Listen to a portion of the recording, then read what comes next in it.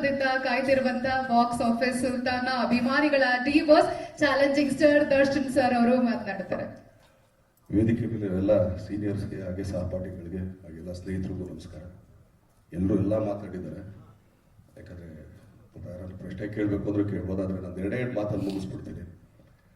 ಇಷ್ಟು ಜನ ಎಲ್ಲ ಮಾತಾಡಿದ್ರು, ಖಂಡಿತ ಯಾರು ಆ್ಯಕ್ಚುಲಿ ಯಾರೋ ಮೆಚ್ಚೋಕ್ಕೋ ಹೊಗಳಕ್ಕೋ ಅದಲ್ಲ. ಎಲ್ಲರೂ ತುಂಬ ಇಷ್ಟಪಟ್ಟು ಪ್ರೀತಿಯಿಂದ ತಮ್ಮ ಒಳಗಡೆ ಏನೇನು ಹೊಸಿಟ್ಕೊಂಡಿದ್ವು. ಯಾಕಂದರೆ ಈಗ ಆವಾಗಲೇ ಶ್ರುತಿಮಾ ಹೇಳ್ತಾ ಇದ್ರು ಸ್ಪೇಸ್ ಅಂತೇಳಿ. ಈಗ ಎಷ್ಟು ಜನ ಬಂದಿದ್ದಾರೆ, ಅವ್ರವ್ರದ್ದೇ ಸೀಟ್ ಇದೆ, ಅದಕ್ಕೂ ಸ್ವಲ್ಪ ಕೆಲವು ಸೀಟ್ಗಳಿದೆ. ಸೊ ಸ್ಪೇಸ್ ಬಿಟ್ಟೇ ಇರ್ತೀವಲ್ಲ. ಒಂದು ಸೀನ್ ಹೋಗಿದ ತಕ್ಷಣ ಇದ್ರಲ್ಲ ನಿಮ್ದೆಮ್ಮ ಇರೋದಂದ್ರೆ ಔಟ್ ಅಲ್ಲಕ್ಕಿಂತ ನಾನು ಹೇಳೋಕ್ಕಾಗಲ್ಲ, ನನ್ನ ಬಾಯಲ್ಲಿ ಅಸಹ್ಯವಾಗಿರುತ್ತೆ, ಅವ್ರು ಮಾಡಿದ್ರೆ ಚೆನ್ನಾಗಿರುತ್ತೆ. ಸೊ ಹಾಗೇನೆ ಒಂದು ಟೀಮ್ ವರ್ಕ್ ಅಂತ ಹೇಳೋದಿದ್ದಾರೆ. ಆಮೇಲೆ ಈ ಸಿನಿಮಾಗೆ ಕ್ಯಾಪ್ಟನ್ ಆ್ಯಕ್ಚುಲಿ ನಮ್ಮ ತಾತ ರಾಕ್ಲೈನ್ ಅವರು. ಯಾಕಂದ್ರೆ ಅವ್ರ ಪ್ರೊಡಕ್ಷನಲ್ಲಿ 2ನೇ ಸಿನಿಮಾ. ಯಾಕೆ ಅಂತಂದರೆ ಸ್ಟೇಟ್ ಸಬ್ಜೆಕ್ಟ್ ಒಪ್ಸೋದೇ ತುಂಬ ಕಷ್ಟ. ಫಸ್ಟ್ ಆಫ್ ಆಲ್ ಆ್ಯಕ್ಚುಲಿ ಆತನಿಗಿರೋ ಒಂದು ಪ್ಯಾಷನ್, ಅವರಲ್ಲಿ ಆ ಸಿನಿಮಾಗಿರೋ ಪ್ಯಾಷನ್ ಆಗಲಿ ಇನ್ನೊಂದಾಗಲಿ. ಯಾಕಂದರೆ ನಾವು ಯೋಧ ಮಾಡಿದ್ದು ಕೂಡ ಒಂದು ರೀಮೇಕೆ. ಅವಾಗ ಅವಾಗ ಯಾರು ಕೂತ್ಕೊಳ್ತಾರೆ ಇದಕ್ಕೆಲ್ಲ ಸ್ಟೇಟ್ಗೆಲ್ಲ ಆಗಲ್ಲ ಹಂಗೆ ಹಿಂಗೆ ಅಂತೇಳಿ. ಯಾವಾಗ ತರುಣ್ ಇದನ್ನ ಲಾಕ್ಡೌನಲ್ಲಿ ಈ ಸಿನಿಮಾ ಕತೆ ಬಂದು ಹೇಳಿದಾಗ ಯಾರು ಮಾಡೋದು ಏನು ಮಾಡೋದು ಇನ್ಯಾರಿಗೂ ಮಾಡೋದಿದ್ದ ಹೇಳ್ತಾಳೆ. ಆ್ಯಕ್ಚುಲಿ ನಮ್ಮ ತಾತನ ಡೇಟ್ಸ್ ಐತಪ್ಪ, ತಾತನಿಗೆ ಒಪ್ಸಿ ಹೋಗಿ ನೋಡು, ಯಾಕಂದರೆ ತಾತ ಒಪ್ಪ ಡೌಟ್ ಇರುತ್ತೆ, ಆದರೂ ಕೂಡ ಟ್ರೈ ಮಾಡು ಅಂತೇಳಿ ಒಂದೇ ಸಿಟ್ಟಿಂಗ್ ಕೂತಿದ್ದು. ಅದು ಇದೊಂದು ಹೇಳ್ತೀನಿ ಏನಕ್ಕೆ ಅಂದರೆ ತರುಣ್ದು ಅದೊಂದು ಶಕ್ತಿ ಅಂತಲೇ ಹೇಳ್ಬೋದು. ನನಗೆ ಹೇಳಿದ್ದು ಒಂದೇ ಸರಿ, ಸ್ಟಾರ್ಟ್ ಟು ಎಂಡ್ ಎಲ್ಲೋ ಇದೊಂದು ಲೈನ್ ಇದೆ, ಈ ಥರ ಅನ್ಕೊಂಡಿದ್ದೀನಿ, ಹಂಗೇನಿಲ್ಲ, ಈ ಥರ ಇದೆ ನೋಡ್ರಿ, ಹಿಂಗೆ ಹಾಕೊಂಡು ಹೋಗ್ತಾ ಇದ್ದೀನಿ, ಹಿಂಗೆ ಹೋಗುತ್ತೆ ಗ್ರಾಫ್. ಸರಿ ಚೆನ್ನಾಗಿ ಏನು 1.5 ಗಂಟೆನ 1.5 hours 2 hours ಮ್ಯಾಕ್ಸಿಮಮ್. ಆಮೇಲೆ ಅದ್ರ ಕರೆಕ್ಷನ್ ಹೇಳೋಕೆ ಬರಲಿಲ್ಲ ನನಗೆ. ಇಲ್ಲ ಇದು ಯಾಕೋ ಬೇಕು ಬೇಡ ನೋಡು ಏನೂ ಇಲ್ಲ, ಚೆನ್ನಾಗಿದೆ ಮಾಡೋಣ ಸರಿ. ಅದಾದಮೇಲೆ ತಾತ ಕೂಡ ಆ್ಯಕ್ಚುಲಿ ಫೋನ್ ಮಾಡಿದ್ರು, ಮೊಮ್ಮಗಳು ಏನೇ ಆಗಿದ್ದು ಕತೆ ಇಷ್ಟ ಆಯ್ತಾ? ಇಷ್ಟ ಅಲ್ಲ ಓಕೆ ಅಂತ ಅಂದ್ಬಿಟ್ಟು ತರುಣ್ ಒಂದೇ ಹೇಳಿ ಕಳಿಸೋದು. ನೋಡಿ ತರುಣ್, ನನ್ನ ಸ್ಟೇಟ್ ಸಬ್ಜೆಕ್ಟ್ ನಾನು ಯಾರೂ ಒಪ್ಸೋಕ್ಕಾಗಲ್ಲ, ನೀನೊಬ್ಬನೇ ಫಸ್ಟ್ ವ್ಯಕ್ತಿ ನನಗೊಂದು ಸ್ಟೇಟ್ ಸಬ್ಜೆಕ್ಟ್ ಒಪ್ಸಿದ್ದು ಅಂತೇಳಿ. ಸೊ ಸಬ್ಜೆಕ್ಟ್ ಎಲ್ಲ ಇದಾಯಿತು. ಆಮೇಲಿಂದ ಒಂದು ಇದು ನೋಡ್ತೀವಿ ನಾವು ಯೂಶಲಿ ರಶಸ್ ಥರ ಎಲ್ಲರೂ ಕೂತ್ಕೊಂಡು ಎಡಿಟ್ ಮಾಡಿ. ತಾತ ಫಸ್ಟ್ ಟೈಮ್ ಬಂದು ನನ್ನ ತಪ್ಕೊಂಡಿದ್ದು ಎರಡನೇ ಸಿನಿಮಾದಲ್ಲಿರ್ಬೋದು. ಯಾಕಂದರೆ ಕುರುಕ್ಷೇತ್ರ ಆದಮೇಲೆ ಬಂದು ಇರಲ್ಲೇ ತಪ್ಕೊಂಡು ಮೊಮ್ಮಗನೇ ಅದು ಯಾಕೆ ತಾತ ಇಷ್ಟ ಆಯ್ತು. ಆತ ಏನು ಹೇಳಿದ್ದೋ ಅದಕ್ಕಿಂತ ಒಂದು 10% ಜಾಸ್ತಿ ಇದೆ ಸಿನಿಮಾ, ಐ ಆಮ್ ಡನ್ ಅಂತ. ಓಕೆ ತಾತ. ಸೊ ತರುಣ್ ಅದೊಂದು ಪವರ್ ಅದು, ಯಾಕಂದ್ರೆ ಎಲ್ರಿಗೂ ಒಪ್ಸೋದಿದೆಯಲ್ಲ ಅಂತ. ಸೊ ಈಗ ಕುಮಾರ್ ಗೋವಿಂದ ಸರ್ ಹೇಳಿದ್ರು ಆಗಲೇ ಇದರಲ್ಲಿ ಹಿಂಗೆಲ್ಲ ಇದೆ ಅಂತ. ಒಂದು ಭಾವನ ಕ್ಯಾರೆಕ್ಟ್ರು ನಾನು ಇವತ್ತು ಹೇಳ್ತಿದ್ದೆ, ನನ್ನ ಭಾವ ಅಕ್ಕ, ಅದನ್ನೇ ಈಗ ಶ್ರುತಿಮಾನ್ ಆಗಲೇ ಮಾತಾಡ್ತಿದ್ದೆ. ಸೊ ಸೀನಿಯರ್ ಮೋಟ ಇದು ಅವ್ರ ಸಿನಿಮಾ ಚಿಕ್ಕ ಸಿನಿಮಾದಲ್ಲಿ ನಾನು ಆ್ಯಕ್ಚುಲಿ ಬಿಡಿಸಿಕೊಳ್ಳೋಕ್ಕೂ ನಮ್ಗೆ ಯೋಗ್ಯತೆ ಇರಲ್ಲ. ಆದರೂ ಈ ಸಿನಿಮಾನ ಒಪ್ಕೊಂಡು ಅದನ್ನು ಅಚ್ಚುಕಟ್ಟಾಗಿ, ಯಾಕಂದರೆ ಆ ಪಾತ್ರಕ್ಕೆ ಕೊಟ್ಟರೆ ಒಂದು ವ್ಯಾಲ್ಯೂ ಆಗಲಿ, ಅದಕ್ಕೆ ಅವ್ರು ಮಾಡ್ಕೊಂಡಿರೋಂಥ ಪ್ರಿಪ್ರೇಷನ್ ಆಗಲಿ, ಇದು ಅವರಾಗ್ಲಿ ಶ್ರುತಿಮಾ ಆಗಲಿ ಯಾರು ಬರಬೇಕಾಗಿರ್ಲಿಲ್ಲ. ಯಾಕಂದ್ರೆ ಅವರೆಲ್ಲ ಸೀನಿಯರ್ ಮೋಸ್ಟ್.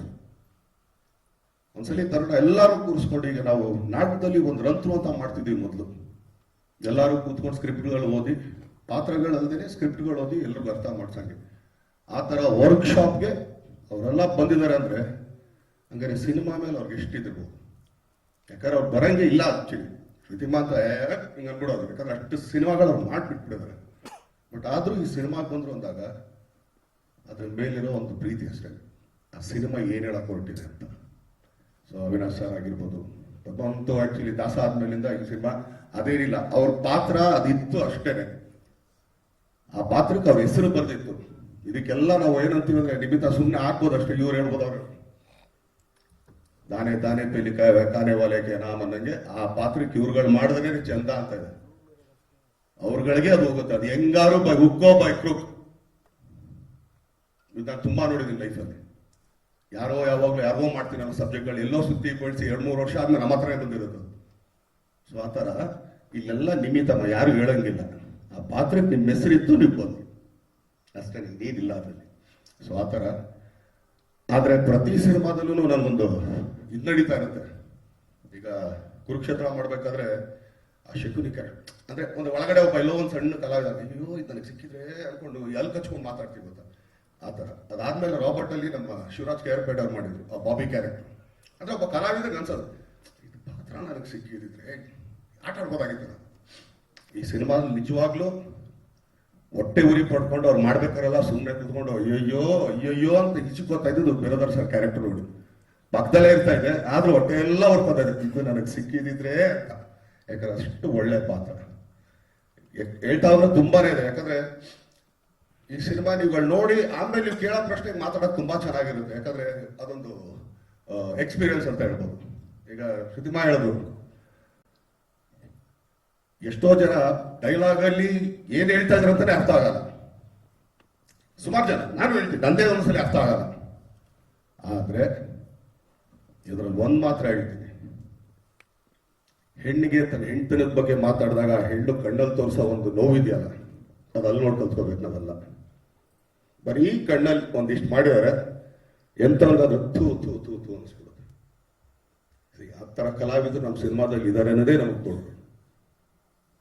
ಈಗ ರೋಹಿತ್ ಆಗ್ಬೋದು ನ್ಯಾಷನಲ್ ಅವಾರ್ಡ್ ವಿನ್ನರ್, ಆತ ಅವ್ನಿಗೆ ಆಕ್ಚುಲಿ ಒಂದ್ಸಲಿ ಕೇಳ್ಕೊಡೆ, ಸರ್ ಒಂದ್ಸಲಿ ಅವಾರ್ಡ್ ತಂದ್ಕೊಡಿ ಸರ್, ನೋಡ್ಬೇಕು ಹೆಂಗಿರುತ್ತೆ ಅವಾರ್ಡ್ ಅಂತ. ಯಾಕಂದ್ರೆ ಬರೀ ಸ್ಟೇಟ್ ಅವಾರ್ಡ್ ಒಳಗೆ ಇರೋದು, ನಾವು ನ್ಯಾಷನಲ್ಗೆಲ್ಲ ಹೋಗೋದೇ ಇಲ್ಲ.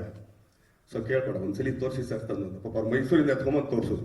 ಸೊ ಅಷ್ಟೊಳ್ಳೆ ಅದ್ಭುತವಾದ ಕಲಾವಿದರು, ಅವ್ರ ಜೊತೆ ಕೆಲಸ ಮಾಡಿ ನಮ್ಗೊಂದಿದ್ದು ಪುಣ್ಯ.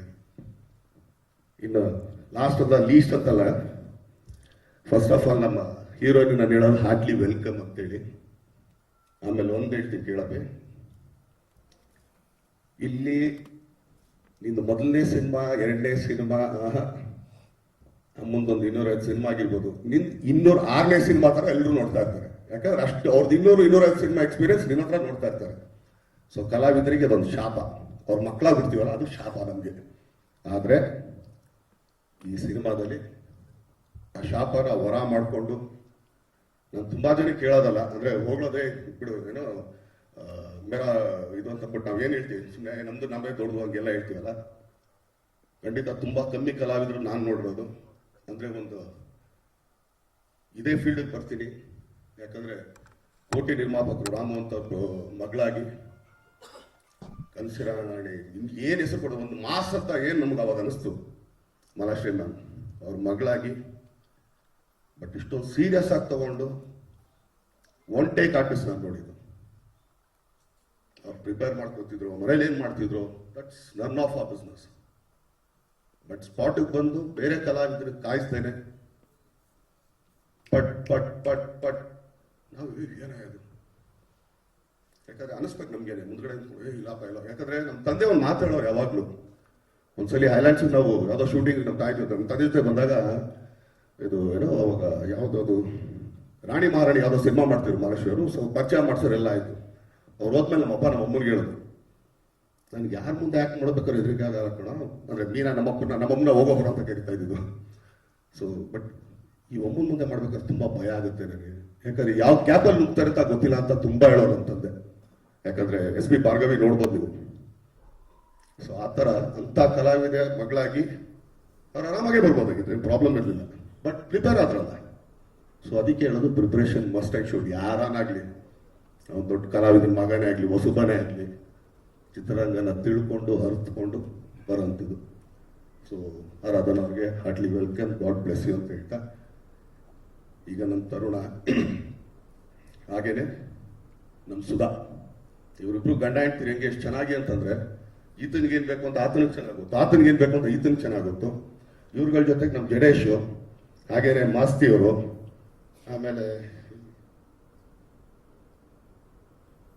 ಪ್ರಕಾಶ್ ಎಡಿಟ್ರು, ಇವ್ರು 4-5 ಜನ ಸೇರ್ಕೊಂಡ್ರೆ ಎಂಥವ್ರಿಗೆ ಬೇಕಾದ್ರೆ ಏನ್ ಬೇಕಾದ್ರೂ ಮಾಡ್ತಾರೆ ಅನ್ನೋದಕ್ಕೆ ಇವ್ರು 5 ಜನ ಸಾಕು.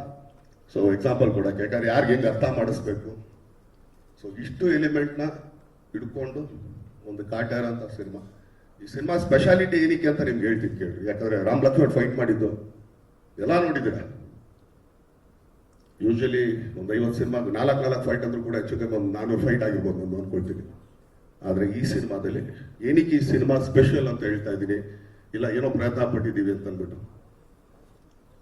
3 ಫೈಟ್ ಮಾಡಿದ್ದೀವಿ. ಒಂದು ಫೈಟ್ 2 ಕೈ ಇದೆ, ಇನ್ನೊಂದು ಫೈಟ್ ಅಲ್ಲಿ ಬರೀ 1 ಕೈ ಇದೆ, ಇನ್ನೊಂದು ಫೈಟಲ್ಲಿ ಕೈಗಳೇ ಇಲ್ಲ. ಅವ್ನು ಹೆಂಗ್ ಫೈಟ್ ಮಾಡೋದು ನೀವು ಯೋಚನೆ ಮಾಡಿ, ಇಮ್ಯಾಜಿನ್ ಮಾಡಿ, ಟಾಸ್ಕ್ ನಿಮಗೆ. ಬಟ್ 3 ಫೈಟನ್ನು 3 ಥರ ಇದೆ. ಏನಕ್ಕೆ ಫೈಟ್ ಬಗ್ಗೆ ಮಾತಾಡ್ತಿದ್ದೀನಿ ಅಂತಂದ್ರೆ, ಹೊಸದೇನು ಮಾಡಿದ್ದೀರಾ ನೀವು, ಅದೇ ಫೈಟ್ ಅಲ್ಲ ಅಂತ ಈಗ ಕೊಟ್ಟಿದ್ದೀನಿ. ನಾನೇ ಹೇಳ್ತಾ ಇದ್ದೀನಲ್ಲ, 3 ಫೈಟ್ ಇಡೀ ಸಿನಿಮಾ ನಾವು ಮಾಡೋದು. 1 ಫೈಟ್ 2 ಕೈ ಇದೆ, 1 ಫೈಟಲ್ಲಿ ಬರೀ 1 ಕೈ ಇದೆ, ಇನ್ನೊಂದು ಫೈಟಲ್ಲಿ 2 ಕೈ ಇಲ್ಲ. ಸೊ ಇಷ್ಟು ಸಾಕು ಅಂತ ಅನ್ಕೊಳ್ತೀನಿ. ಏನಕ್ಕೆ ನಾವು ಸ್ಪೆಷಲ್ ಅಂತ ಹೇಳ್ತೀವಿ ಅಂತಂದ್ಬಿಟ್ಟು, ಎಲ್ಲರೂ ಸಿನಿಮಾಗಳಲ್ಲಿ ನಾವು ಅನ್ಕೊಳ್ತೀವಿ ಹೀರೋ ಎಂಟ್ರಿ ಅಂತ ತಕ್ಷಣ ವಾವ್ ಧೂಮ್ ಧಮಾಕ್. ನೀವು ಫಸ್ಟ್ ಸಾಂಗ್ ನೋಡ್ಬೇಕು ಅಂದ್ರೆ ಹೆಚ್ಚು ಕಮ್ಮಿ 20 ನಿಮಿಷ ಕಾಯ್ಬೇಕು. ಫಸ್ಟ್ ಫೈಟ್ ಬರಬೇಕು ಅಂದ್ರೆ 40 ನಿಮಿಷ ಕಾಯ್ಬೇಕು. ಅಲ್ಲ ತಪ್ಪೇನಿಲ್ಲ ಚಿನ್ನ, ಎಲ್ಲ ಇಮ್ಯಾಜಿನ್ ಮಾಡ್ಕೊಳ್ಳಿ, ನೋ ಪ್ರಾಬ್ಲಮ್. ಯಾಕಂದ್ರೆ ಅನ್ಕೊಳ್ತೀರಾ ಹೀರೋ ಈಗ ಒಂದು ಸಾಂಗ್ ಅಲ್ಲಿ ಬರ್ತಾನೆ, ಅವ್ನು ಫೈಟರ್ ಬರ್ತಾನೆ ಅಂತ. ಅದೇ ಕಂಟೆಂಟ್ ಅಂತ ಏನಕ್ಕೆ ಹೇಳ್ತಾ ಇದ್ರು ಅಂತ ಈಗ ಅರ್ಥ ಮಾಡ್ಕೊಳ್ಳಿ ಅಂತ ಹೇಳ್ತಾರೆ. ಯಾಕಂದ್ರೆ ಅಷ್ಟೊತ್ತೆಲ್ಲ ಮಾತಾಡಿದ್ರು ನಿಮ್ಗೆ ಓಕೆ ಇದು ಒಂದು ಹಿಂಗೆ ಆಬ್ವಿಯಸ್ಲಿ ಪಾಪ ದಿನಕ್ಕೆ ಆಕ್ಚುಲಿ ಇಲ್ಲಾಂದ್ರೆ ವಾರದಲ್ಲಿ ಒಂದು 10 ಪ್ರೆಸ್ ಮೀಟ್ಗಳು ಹೋಗಿರ್ತೀರ. ನನ್ ಸ್ಪೆಷಲ್ ಎಲ್ಲರೂ ಹೇಳಿರ್ತಾರೆ. ಈಗ ಒಂದು ದರ್ಶನ್ ಸಿನಿಮಾದಾಗ ನೀವು ಸರ್ವೇ ಸಾಮಾನ್ಯ ಎಲ್ಲರೂ ಏನು ಅನ್ಕೊಳ್ತೀರಾ, ಎಲ್ಲ ಒಂದು ಫೈಟ್ ಒಂದು ಸಾಂಗ್ ಎಲ್ಲ ಬರ್ತಾರಪ್ಪ ಅಂತ ಅಂತೀರ. ಅದಕ್ಕೆ ಹೇಳೋದಲ್ಲ, ಫಸ್ಟ್ ಸಾಂಗ್ ನೋಡೋಕೆ 20 ನಿಮಿಷ ಆಗಬೇಕು, ಫಸ್ಟ್ ಫೈಟ್ ಬರೋದಕ್ಕೆ 40 ನಿಮಿಷ ಆಗಬೇಕು ಅಂತ. ಇದು ನಮ್ಮ ಕಾಟ್ಯಾರ ಅಂತ ಹೇಳಕ್ ಇಷ್ಟಪಡ್ತೀನಿ. ಸೊ ಇದೇ 16ನೇ ತಾರೀಕು ನಾವು ಟ್ರೈಲರ್ ಲಾಂಚ್ ಮಾಡ್ತಾ ಇದೀವಿ. ಈ ಸಿನಿಮಾಗೆ ಪ್ರತಿಯೊಬ್ಬರು ಹರಿಸಿ ಬೆಳೆಸಿ ಆಶೀರ್ವದಿಸಿ. ಹುಬ್ಳಿಲಿ ರೈಲ್ವೆ ಗ್ರೌಂಡ್ಸ್ ಅಲ್ಲಿ ಈ ಸಾಂಗ್ ನಾವು ಟ್ರೈಲರ್ ರಿಲೀಸ್ ಮಾಡ್ತಾ ಇದೀವಿ. ಸೊ ಎಲ್ಲ ಬನ್ನಿ, ಎಲ್ಲ ಹರಿಸಿ ಆರೈಸಿ ಅಂತ ಕೇಳ್ಕೊಳ್ತೀನಿ. ಆಮೇಲೆ ಎಸ್ಪೆಷಲಿ ಈ ಸಿನಿಮಾ ಬೇಸ್ ಆಗಿರೋದೇ ರೈತರ ಮೇಲೆ. ಇನ್ನೇನ ದೊಡ್ಡದಾಗ ಅದು ಇದು ಅಂತ ಏನಿಲ್ಲ, ರೈತರ ಮೇಲೆ. ಅದಕ್ಕೆ ನಾವು ಮೊದಲನೇ ಸಲಿನೇ ಬಿಟ್ಟಿದ್ದು ಹಿಂದಿರೋರ್ಗೆ ದಾರಿ ಮುಂದಿರೋರ್ಗೆ ಜವಾಬ್ದಾರಿ ಅಂತೇಳಿ. ಸೊ ಅದೇ ತರ ಲೀಡ್ ಆಗೋಂಥ ಒಂದು ಸಿನಿಮಾ ಇದೆ. Thank you. ಏನಾದಿದ್ರೆ ಕೇಳಿದ್ರೆ ಕೇಳಿ. ಹಾಗೇನೆ ಡಿಸೆಂಬರ್ 29ನೇ ತಾರೀಕು ಬರ್ತಾ ಇದೆ. ಎಲ್ಲರೂ ನೋಡೋಣ, ನೀವು ನೋಡಿ, ನಿಮ್ಮ ಜೊತೆ ಸೇರ್ಕೊಂಡು ನಾವು ನೋಡ್ತೀವಿ. ಯಾಕಂದ್ರೆ ನಮ್ದು ಏನು ತೋರಿಸಿಲ್ಲ, ಬರೀ ರಫಾದಾಗಲಿ ಇಲ್ಲಿ ಡಬ್ಬಿಂಗ್ ಗಿಪ್ಪಿಂಗ್ ಮಾಡಿದಾಗ ನಾವು ನೋಡಿರೋದು. ಸೊ ಈ ಸಿನಿಮಾದಲ್ಲಿ ಫಸ್ಟ್ ಆಫ್ ಆಲ್ ಆಕ್ಚುಲಿ ನಮ್ಮ ತಾತ ನಾನು ತುಂಬಾ ಥ್ಯಾಂಕ್ಸ್ ಹೇಳ್ತೀನಿ. ಯಾಕಂದ್ರೆ ಈ ತರ ಸಿನಿಮಾ ಒಪ್ಕೊಂಡು ಮಾಡ್ತೀನಿ ಬಾಯಿದಿನ ಅಂತ ಅಂದ್ಬಿಟ್ಟು. ಯಾಕಂದ್ರೆ ಎಲ್ಲರೂ ಮಾಡೋದು ಸಿನಿಮಾ, ಎಲ್ಲರೂ ಮಾಡೋಕ್ಕಾಗಲ್ಲ ಅಂತ ಮಾಡ್ಬೋದು, ಆದ್ರೆ ಆ ಪೇಷನ್ಸ್ ಇದಲ್ಲ. ಯಾಕಂದ್ರೆ ನಮ್ಗೆ ಈ ಸಿನಿಮಾ ತಡ ಆಗಿದ್ದು ಯಾರೋ ಡೇಟ್ ಸಿಕ್ಕಿಲ್ಲ, ಇನ್ನೊಂದಿಲ್ಲ, ಯಾವನೇ ಹೊಟ್ಟೋದ ಇವನೇ ಹೊಟ್ಟೋದಿಲ್ಲ. 1-2 ಹಳ್ಳಿನ ಕ್ರಿಯೇಟ್ ಮಾಡೋದಿತ್ತಲ್ಲ. ಆಮೇಲೆ ಒಂದು ಹಳ್ಳಿ ಹಾಕ್ಬಿಟ್ಟು ಅದನ್ನೇ ಸ್ವಲ್ಪ ಆರ್ಡರ್ ಮಾಡಿ ಇನ್ನೊಂದು ಹಳ್ಳಿ ಮಾಡ್ಕೋಬೋದಾಗಿತ್ತು. ಇಲ್ಲಲ್ಲಪ್ಪ ಬೇರೆನೇ ಮಾಡೋಣ ಅಂತೇಳಿ ನಾನು ಹಂಗೂ ಹೇಳಿದೆ. ನಿನಗೆ ಅಂತ ಈ ತರ ಇದು ಅದನ್ನೇ ಸ್ವಲ್ಪ ಎಲ್ಲ ಚೇಂಜ್ ಮಾಡಿದ್ರೆ ಗೊತ್ತಾಗಲ್ಲ. ಇಲ್ಲ ನಂಗೆ ಹಂಗೆ ಆಗ್ಬೇಕು ಅಂತ ಹೇಳಿ ಅದಕ್ಕೆ 2 ತಿಂಗಳ ಮತ್ತೆ ಕೂರ್ಸೋದು. ಆದ್ರೂ ಕೂಡ ಅವಾಗ ಕೂತಾಗ 2 ತಿಂಗಳು ಅದೇ ಅನ್ಕೊಳ್ತಿದೆ. ಹೋಗ್ಲಿ 2 ತಿಂಗಳು ಡ್ರೈವರ್ ಆಗ ಹಿಡಿದು ನನಗೆ ಆಕ್ಚುಲಿ ಸುಮ್ಮನೆ ಕೆಲಸ ಮನೆ ಕೂತ್ಕೊಳ್ಳೋಕೆ ಆಗಲ್ಲ ನನಗೆ ಅಂತ ಅದಕ್ಕೂ ಇದು ಮಾಡ್ಲಿಲ್ಲ. ಆದ್ರೆ ಬಟ್ 2 ತಿಂಗಳಾದ್ಮೇಲೆ ಬಂದ ಹಳ್ಳಿ ನೋಡಿದಾಗ ಯಾವತ್ತ 2 ತಿಂಗಳು ಕಾದಿದ್ದಕ್ಕೂ ತುಂಬಾ ಚೆನ್ನಾಗಾಯ್ತು ಅಂತ ಹೇಳಿ. ಸೊ ಆ ತರ ಒಂದು ಪ್ಯಾಷನೇಟ್ ಇರೋಂಥ ಪ್ರೊಡ್ಯೂಸರು. ಸೊ ಈ ತರ ಸಬ್ಜೆಕ್ಟ್ಗಳು ಯಾರೇ ತಗೊಂಬಂದ್ರು ನಾವು ತಾದ್ರಿಗೆ ಆಕ್ಚುಲಿ ಒಪ್ಸೋದೊಂದೇ ಕಷ್ಟ. ಒಪ್ಸೋದ್ಮೇಲೆ ಸಿನಿಮಾ ಆಗೋದು ಯಾರಿಗೂ ಗೊತ್ತಾಗಲ್ಲ. ಸೊ ನೋಡ್ರಿ ಆಕ್ಚುಲಿ 29ಕ್ಕೆ ನಾವು ಬರೋಣ ಅಂತಂದ್ರೆ ನಮ್ ಸಿನಿಮಾ, ನಮ್ ಜಾಗ ಇದು. ಯಾರಿಗೂ ಎದ್ರುಕೊಂಡು ನಾವ್ಯಾಕೆ ಬರ್ಬೇಕ್ರಿ? ನಮ್ಮ ಮನೆಗೆ ಯಾರನ್ನಾರು ಬರೋಕ್ಕೋ ಇನ್ನೊಬ್ರಿಗೆ ಅವ್ರಿಗೆ ಹೆದರಿಕೆ ಇರಬೇಕೆ ಹೊರತು ನಮ್ಗೆ ಯಾಕೆ ಹೆದರಿಕೆ? ಹಾಗಾದ್ರೆ ಕನ್ನಡ ಜನಗಳು ಇದಾರಾ ಇಲ್ವಾ ಅಂತ ನಮ್ಗೆ ಡೌಟ್ ಬಂದ್ಕೊಡ್ಬೇಕು. ಬಟ್ ಕನ್ನಡ ಸಿನಿಮಾ ಚೆನ್ನಾಗಿದ್ದಾಗ ಕನ್ನಡಿಗರು ಯಾವಾಗಲೂ ಕೈ ಹಿಡಿದೇ ಹಿಡಿತಾರೆ. ಆಮೇಲೆ ನಾವು ಯಾವುದೇ ಪ್ಯಾನ್ ಇಂಡಿಯಾ ಸಿನಿಮಾ ಮಾಡಿರೋ ಸಿನಿಮಾ ಅಪ್ಪಟ ಕನ್ನಡ ಸಿನಿಮಾ, ಕರ್ನಾಟಕದ ಜನತೆಗೋಸ್ಕರ ಮಾಡುವಂತ ಸಿನಿಮಾ ಅಂತ ಹೇಳ್ತೀನಿ. Thank you. ಧನ್ಯವಾದಗಳು ಚಾಲೆಂಜಿಂಗ್ ಸ್ಟಾರ್ ದರ್ಶನ್ ಅವರಿಗೆ.